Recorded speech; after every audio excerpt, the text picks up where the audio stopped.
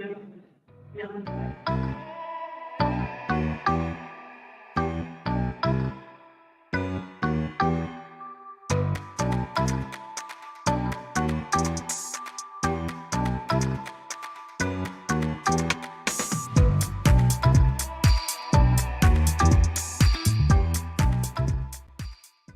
So, thank you.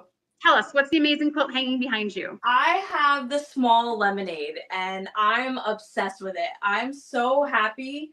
Uh, the yellows, I never choose I always like greens, but I never choose a yellow. And I just love the mustard gold and the yellows that pop in it. So it was a very different color choice for me. And I think that was like my favorite thing about it. And just coming together as I was sewing it, I kept like showing my family, like, look at this piece, look at this piece, just so excited about it. All the seam matching for the Clue 10, but it's so worth it though. So that's probably like a super hot tip, right? Is to match the pressing instructions, because then your finished quilt goes together so easy, right? Yes, 100%. If you've been pressing like in the directions, you're gonna be like smooth sailing, and you're gonna be happy that you did when it gets to putting it together for sure. Just have fun. Like, don't stress about it. One of the things that I love is that as long as your seam allowance is consistent, it's going to line up beautiful. And my favorite thing, if you like watch my tutorials, I'm like, oh, if it's a little off, we'll just hide that in the seam allowance. So Yeah. no stress. And also, the other thing that I would say, if you're not a part of the Cotton Cuts group on Facebook or Sheila's Mystery Quilters, you have to join. It's so much fun. And the joy that everybody brings, like sharing their progress on the puzzle mystery quilts, is just like, it's the best. And those groups are amazing. If you get stuck, people will help you. If you're unsure on how to piece it together, people will help you. I love that that community is so positive and so strong, and it's awesome. It's a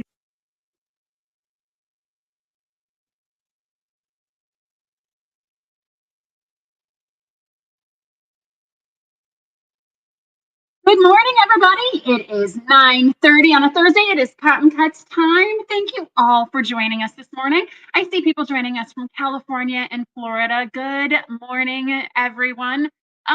It is super hot here in St. Louis. All of a sudden, summer arrived. I think today is 100 degrees outside. It is a hot one, and it is, of course, since we're in St. Louis, exceptionally humid. So today is a perfect day for my children to walk from swimming all around to all the places they need to get to. So, I mean, why not? Let's make sure they're all hydrated, people. All right. Oh, Minnesota. Good job, Stephanie. Like, it is nice and cool, I bet, where you are. All right. So we're going to get started today. In a bit of a twist and a surprise, Paula is not here in the shop. So we're going to go off script and get a little crazy up here. Intern Nate is in charge of the show today. So we're going to see how this works. All right. So we're going to start, as we do every week, with questions that have been submitted by you guys. I sat down, Nate handed me a paper, and so here we go. All right. Our first question comes to us from Kathy Summers from Palm Springs, California. Palm Springs, where it's always 80 degrees year round. Love it. Kathy says, I want to learn to quilt and would love recommendations on what type of fabric is best to start with. Okay, so Kathy, this is a fun question. And so I would love, if you guys are watching us, like suggestions and comments for what you started with.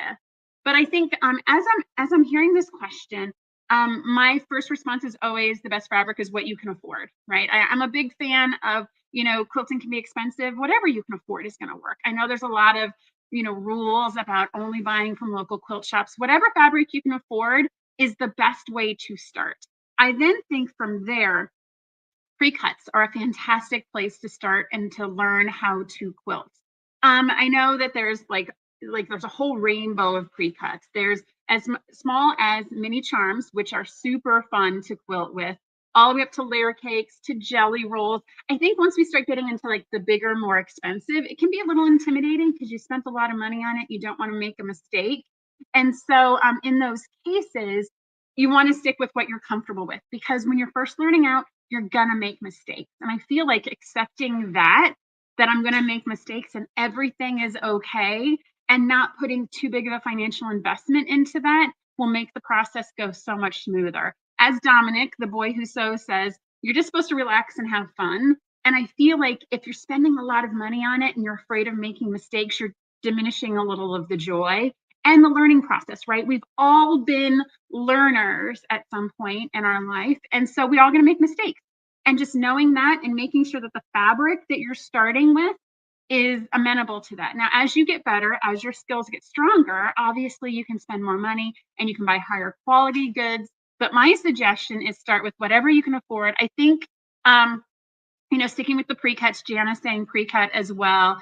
Yeah, Jana's saying even an old sheet. We're going to come to sheets later in the conversation here. But if you're just starting out, like even an old t-shirt or an old skirt, like anything that you have that you can just get used to the mechanics of your sewing machine.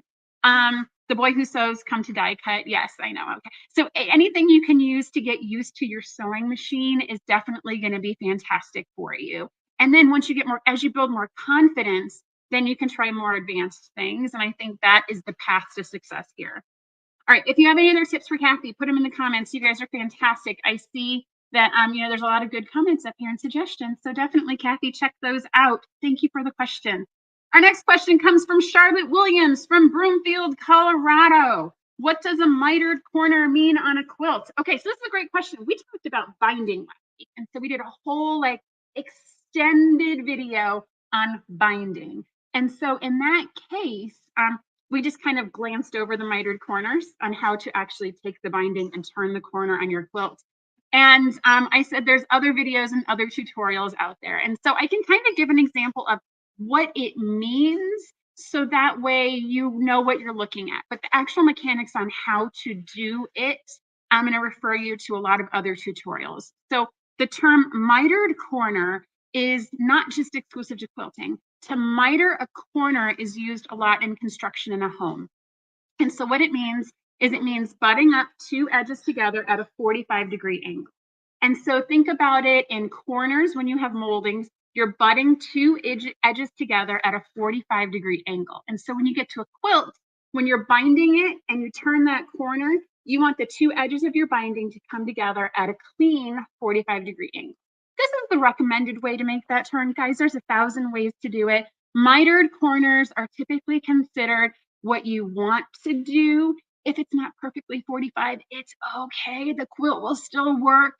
But to miter a corner means butting the two edges together at a 45-degree. There's tons of tutorials out that, so definitely go and search them up. I've done them a couple different ways. Like I sew the straight edge, then I take it out of my machine, I turn the fabric and put it back in. I've done it where you just leave the needle down, rotate the quilt and turn it. There's a lot of different ways to do it, guys. Just practice as much as you can. Sandy Tharp is saying that whatever fabric you use when you're learning, be in love with that fabric. And I think that's a fantastic choice too. If you're sewing with something you love, you're going to have more joy and you're going to want to keep going. That is a fantastic choice there. Thank you, Sandy, for the suggestion. All right. Thank you, Charlotte, for the question. Definitely go check out other tutorials on how to make that mitered corner. I get joy when it actually works out correctly. I've also experienced a little less joy when it hasn't worked. So, we're all still learning. All right, so thanks everyone. If you have questions for our future show, go to cottoncuts.com/live. Nate has that little submit questions on the bottom of the screen on Facebook and on YouTube. All right, don't forget to give StreamYard permission so we can see your name. We've got lots of comments coming up. I love talking with you guys, so be sure to give StreamYard permission so we can see your name. And stay to the end, like every week, we are giving away a $25 gift card to our shop. So you want to hang out with me and learn all about backing fabric. All right, so what's happening in the shop this week? We have a fantastic bit of business to start with. We hosted a snippet sewing challenge the past couple of weeks. And so this snippet challenge was intended for you guys to take our snippets, which are our bags of leftover fabric from die cutting. Whenever we die cut for all of our projects, we have what we call the frame that goes around the outside. It's a pretty healthy chunk of fabric, guys. If you are creative with your scraps, this is something that you can make really awesome stuff. We sent out a whole bunch of snippet bags. We had entries that were submitted. We had two categories. So we had those that were super ambitious and made quilts and those that made smaller projects with the snippet bags. We opened it up for you guys to vote and the winners have been selected. And so I am so excited to announce the winners today. All right. So if Dominic was here and not sewing right now, we would have a drum roll. And so the winner in our quilt category is Vicky Agier. Vicky, we're going to show Vicky's project on YouTube and on Facebook right now. So that is Vicky's quilt. She made that with scraps, guys. That is a scrappy quilt. She wins the prize. And as a quick reminder, the prize for these winners is this handy dandy little Tula Pink Oliso iron. This is one of these things, guys. I've been using this in the shop this past week. It is super stinking cute. Like, I feel like I have so much control over what I'm ironing. When I'm ironing the floral states, it hits exactly where it's needed. And my favorite part of it is it has this little headlight. Nate, go ahead and make this bigger so the folks on YouTube and on Facebook can see it. But it has a headlight here. And this is one of these things that I didn't know I needed it until I've used it. And so I'm like literally ironing and I have this headlight that's shooting on the fabric. And I'm like, my world has changed. So yes, so Vicky is going to win one of these as well as a 6-month membership to our Classic Modern Maker Java or credit towards a PMQ. So congratulations, Vicky. You were awesome and creative, and I am inspired by your quilt. All right, so the next project we have a small project category for our snippet winners. And again, same thing. These folks took the snippet bag, they made a small project, they submitted it online, they wrote a little story about it, and you guys picked the winner. And so the winner is Leanna Neves. Congratulations, Leanna. Nate is showing Leanna's small project, a small wall hanging made with snippets. It looks like she's got some cake fabric up in there, as well as some beautiful greens, teals, and aquas, fish. It feels so exciting to see people take stuff from their stash and make visual interest these fish. It feels summer. I love it. Thank you so much, Leanna. Again, she's going to win this headlamp iron that I think is absolutely adorable and cute, as well as 6 months to membership of her choice. So guys, just reach out to us. I'm sure our team will reach out to you guys. Paula, when she's back, is going to coordinate all of this for us.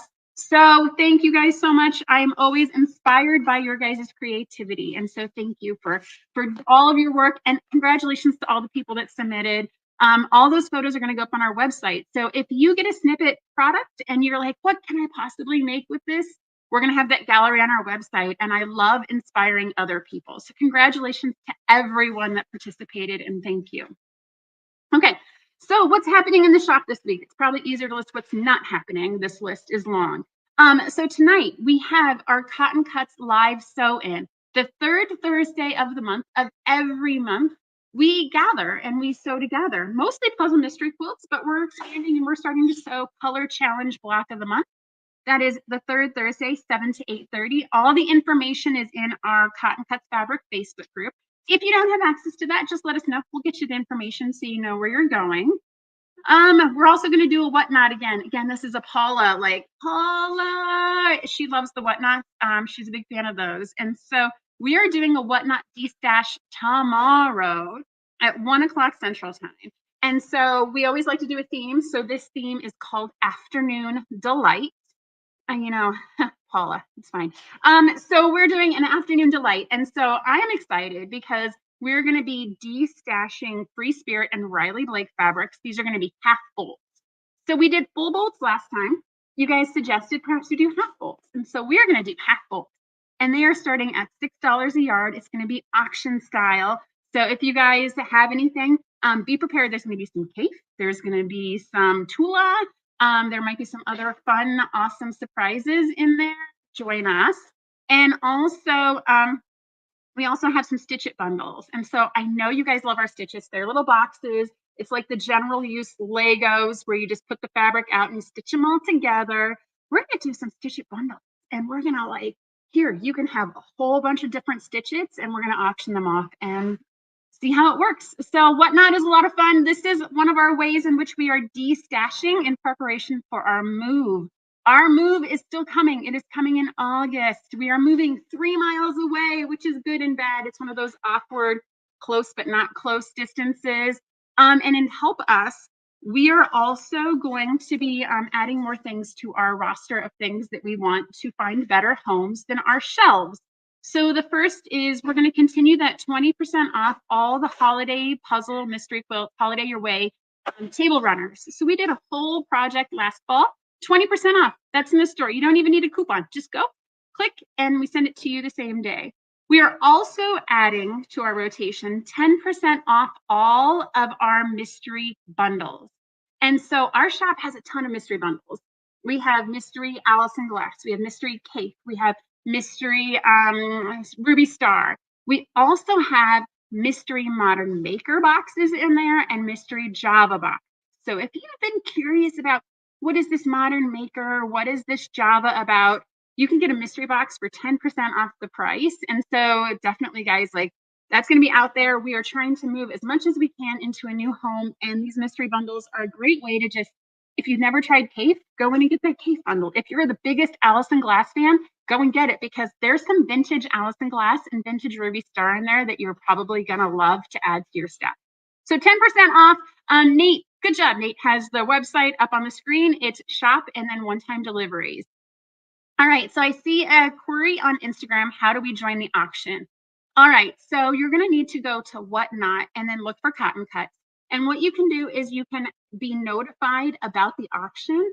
And by the end of the day today, we're going to have all the fabrics and all the stitches posted that we're going to be auctioning off tomorrow.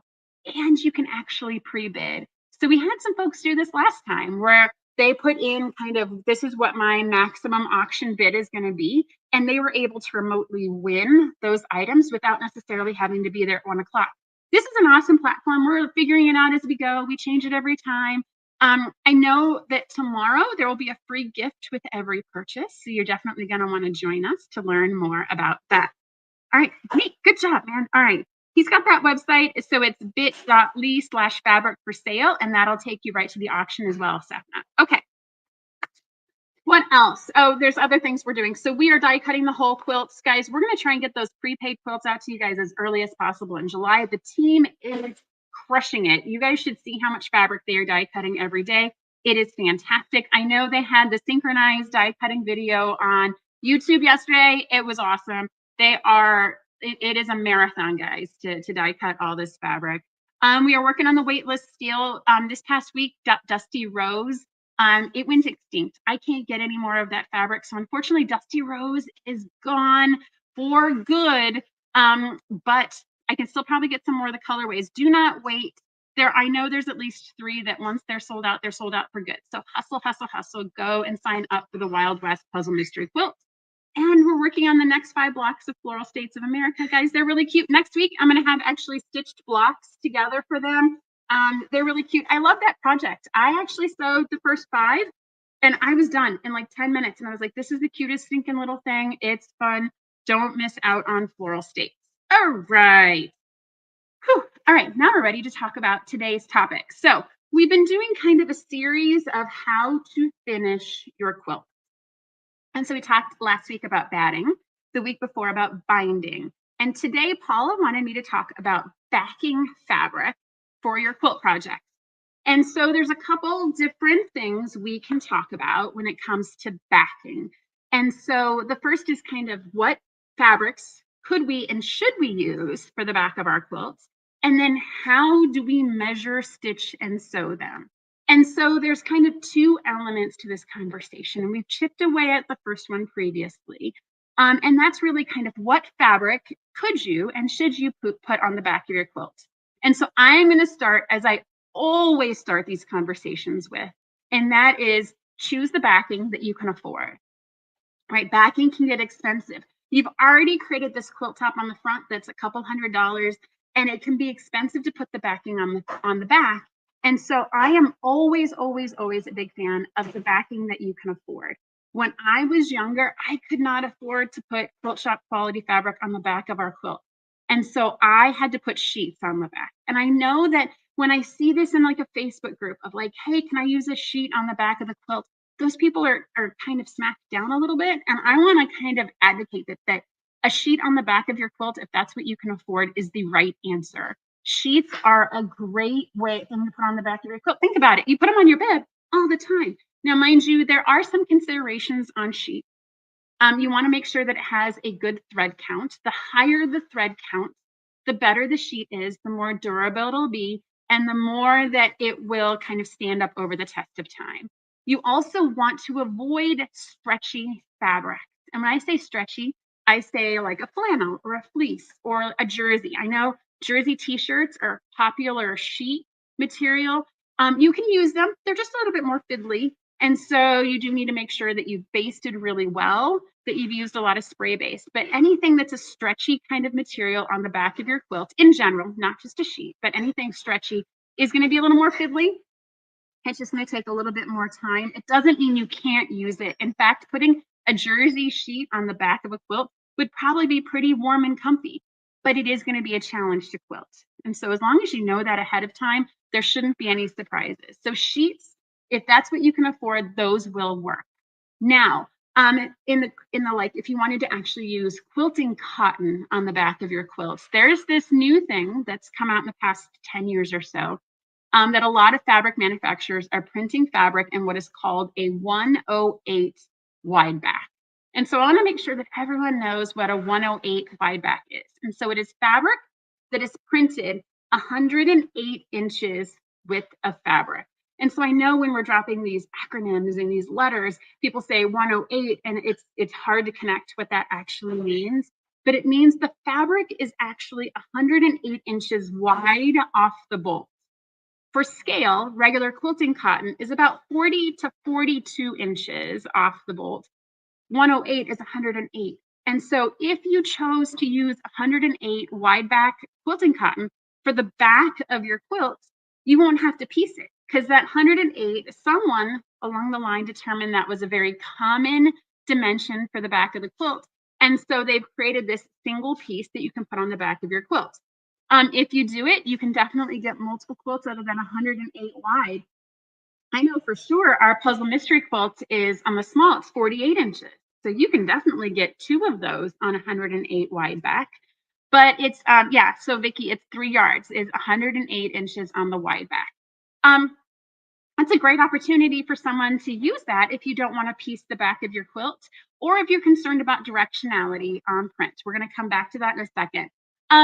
It's more expensive, obviously, because you're getting a single piece, but it's also more convenient because you're not having to do a lot of math to calculate how much fabric you need for the back of your quilt. Now, with all of that said, it's the back of your quilt, so you can put whatever you want on it. Now, if you choose to go what I will call a traditional route on backing fabric, and you want to use yardage from your puzzle mystery quilt, or you found a beautiful fabric at the store and you want to put it on the back of your quilt, one of the most common questions I get asked is, how much yardage do I need? And it gets complex. And I've got kind of some samples here just to give you a sense for how hard it is. Before we jump into that, Robert Kaufman Fabrics, they're a designer of quilt cottons. They have something on their website called Quilter's Little Helper. And if you put in the dimension of your fabric, it'll spit out and tell you how much fabric you need for the backing of your quilt. Super fantastic. But there are some things that you need to be mindful of when you are using online quilting calculators. And so they are made for fabrics that are non-directional.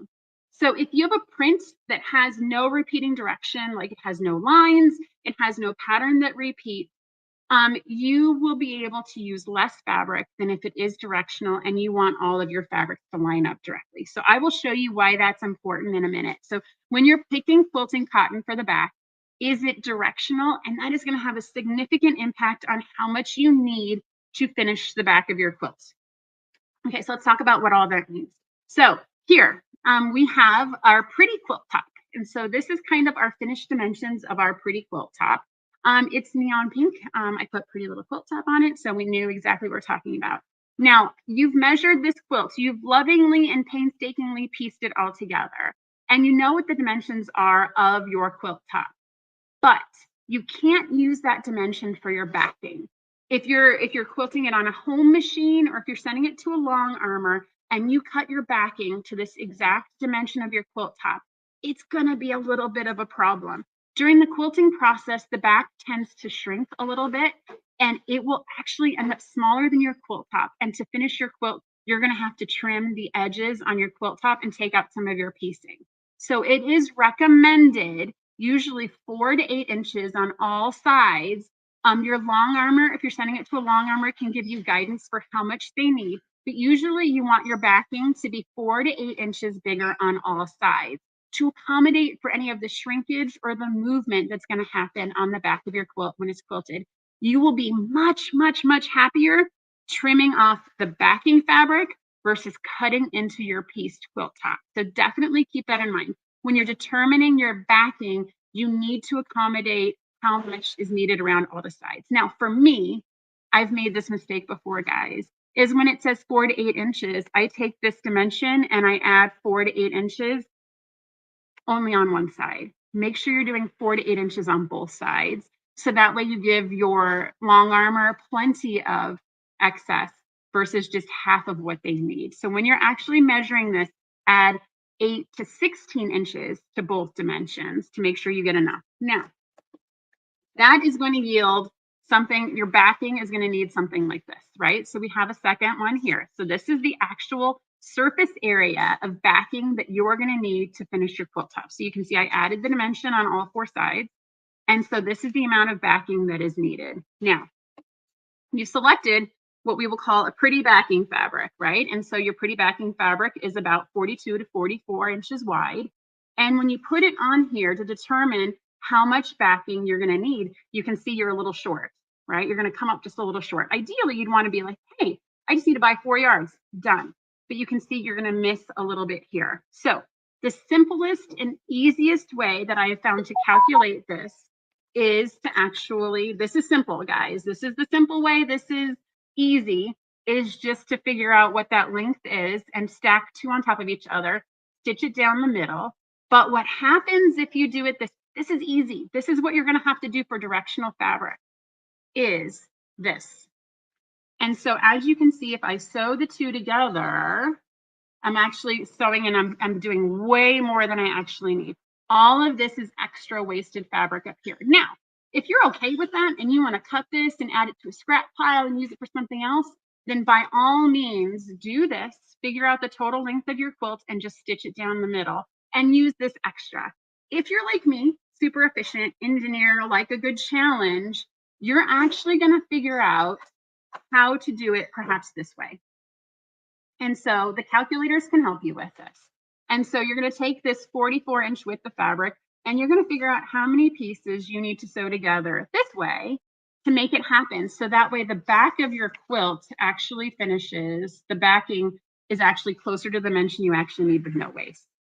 Now that is that's a spatial step that I know is out there. And every time I do this, I have to get out a piece of paper. I have to get out a piece of graph paper. My kids are not really big fans of getting out a piece of scrap paper and actually holding a writing utensil in your hand. But when you're calculating this out, if it matters to you that it is precise and it is efficient, you're going to want to like sketch it out. And with everything with quilting, measure twice, cut once, right? Don't cut your backing and start sewing it together until you've itemized out what all these dimensions are, because backing is expensive. And when you're looking at chunks this big, like 8 yards, a lot of money, guys, right? And so you want to make sure you're being as efficient as possible when you're sewing it together. Now, I know when we're piecing, 1/4 inches matter. And this is one of these things, if you're doing the puzzle mystery quilt, it's a scant 1/4 inch seam. In my backing, I always use a 1/2 inch seam allowance. And I know that's more like a seamstress, more of a clothing. I usually do a 1/2 inch seam allowance. And Jana is absolutely right. Her comment is don't forget to include seam allowances, right? If I cut my fabric to be exactly my finished dimension, I'm going to lose a 1/2 inch on each piece at this seam here, and each seam here, and each seam here. So make sure, because you don't want this top piece to finish something like this, guys. That would be real bad. Again, when we're talking about making it bigger, you've already built in 4 to 6 inches, 4 to 8 inches on each side. So perhaps that 1/2 inch seam allowance doesn't necessarily impact you quite significantly. But if you're working with the long armor, you want to set them up for success. You want to send them a backing piece of fabric that is big enough and they're not grunting and groaning about how you didn't give them enough. You want them to be happy when they're quilting your quilt, so that way the end product is as happy as possible. So I usually give my long armor more than 8 inches on each side, just so that way it's easy for her to set up and she's able to quilt it in a not frustrated frame of mind. Now, I always ask for the long armor to send me those pieces back and they go into my scrap bin. I'm using fabric that I don't want to just end up in the trash or in other places. So I always ask for that back. Long armors do that as well. And sometimes you can actually ask them to leave it on for you. If you prefer to make that final cut and trim yourself, they will happily leave it on for you. Oftentimes people will actually take the backing and it becomes the binding. And so if that's you, then definitely ask the long armor to leave that extra around the perimeter for you. Okay, like with all of these topics, guys, I'm giving you the 10-15 minute version of this content. There's a lot of resources out there, and there's a lot of ways in which you can lay out a backing for piecing. This is the like surface level. If you need help, put it in the comments, go to our Facebook group. There's lots of people out there. I've done this in Facebook groups I'm part of before of, hey, I have this quilt top. How should I lay out my backing? And it's easy to kind of explain it to someone. Not everyone sees it that way. If you don't, that is okay. Ask people, put it in the group. And there are people out there that literally live for covering this surface area with fabric if you give them the dimensions. And so hopefully it's enough to make you dangerous and go out into the real world and finish those backing quilts confidently. I will tell you, I love calculating this out. When I've sewn my seam allowances together and I am at the back part of my quilt, I get kind of lazy a little bit. And so I've actually stitched 2 pieces of fabric together along the selvage. And I haven't made my seam allowance big enough. And then what ultimately happens is I have a white line of the selvage right down the back of my quilt. Guys, it's going to happen and it is totally fine. And if it happens to you, you're not the first person to do it. So definitely just be careful when you're sewing big long seams like this that you're trying to be. Just careful with your seam allowance. That's why I picked the 1/2 inch. There's a little bit more of a margin for error if you've got the 1/2 inch. Vicky Algier, she actually rips her backing. Okay, so let's talk about ripping fabric a little bit. I know the first time I saw fabric ripped in a quilt shop, my heart stopped. Like I stopped breathing. I was like, oh my gosh, she just ripped that fabric right down the line. And so ripping is really good for the back of a quilt because when you take and you cut the fabric and you actually manually rip it apart, you're staying in line with the grain of the fabric. Fabric is woven, fabric is a grid. And if you tear it, you're going to stay in line with how the fabric is actually woven. And so on the back of your quilt, you're going to actually make a backing that is in line with the grid and the weave of your quilt. And so the ripping is actually very common for the back. Ripping 108s is the only way in which it should be cut. If you get a 108 and it's been cut with scissors, you're going to want to rip it because you want to make sure that everything aligns with the grid so you are as happy as possible. Now, mind you, if it's not ripped, it is absolutely a-okay. It is the back of your quilt. It's going to be tightly quilted. Ripping is kind of it's a new-ish type of way of cutting yardage, but the intention is to keep it straight with the grid. Now, if that doesn't matter to you, then don't worry about it. Just sew it the way you've always done it. But ripping is intended to make sure that fabric stays aligned with its grid and minimizes its stretch on the bias. Jana's talking about scrappy backs. This is something I have started doing recently, is actually taking elements from the front of the quilt and then stitching them on the back of the quilt, just because it's cool and it's fun. I have a quilt that we use for soccer that is as pieced on the front as it is on the back, and people love it. There's no right side, there's no wrong side. It gets used on both. Scrappy backs are easy to use. I think my challenge with a scrappy back, and I've had this happen before, is I've centered a piece of the design on the back, and then getting my long armor to center that on the back design adds an element of complexity, not insurmountable, but I think just if you're making that scrappy back, just be mindful that you might have an element that you've centered that might end up just a little off center when it's quilted, but that's totally fine. Yeah, home ec teacher taught us to rip the method. Yeah, ripping is something, it's used very common in fashion materials. It is something that when you're making like a dress or a shirt, you want to make sure you stay with the grain of the fabric. So it's oftentimes ripped. Don't freak out. Just if you are one that's new for you, be prepared for it. But you can just cut those ripped edges off and keep going. All right. That is everything I have for backing on today's show, guys. So leave questions if you have them. The group is definitely here to help with that as we go along.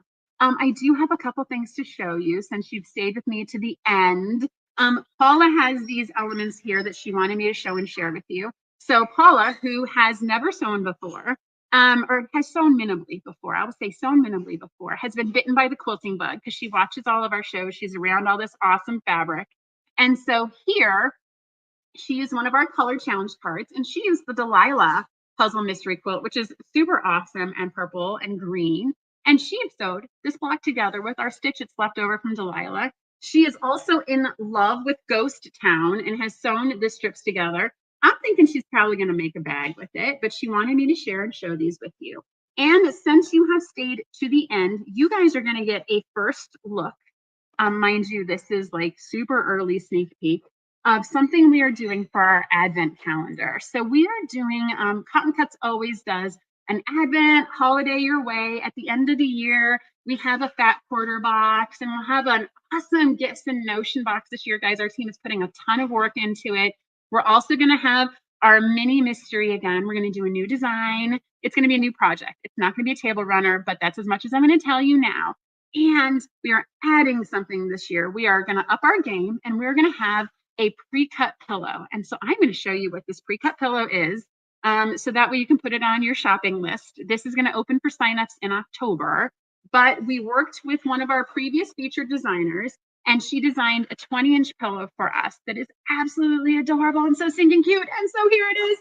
Look quickly. This is the first sneak peek of the pillow, and there it is. All right, so thank you all for joining us. In order to win that $25 gift certificate to our shop, the giveaway question, so find us on YouTube, find us on Facebook, and find us on Instagram. The question that you will be asked to answer is, what is your favorite fabric or material to use for quilt backing and why? Everyone uses different materials. Some use quilting cotton, some use 108, some use minky, some use fleece, some use flannel. What is your favorite and why? Share it, and we'll pick a winner within the next 24 hours to win a gift certificate to our shop. That is everything I have today, guys. Thanks for hanging out with us, and we will see you next week, Thursday at 9:30 a.m. All right, everyone. Bye now.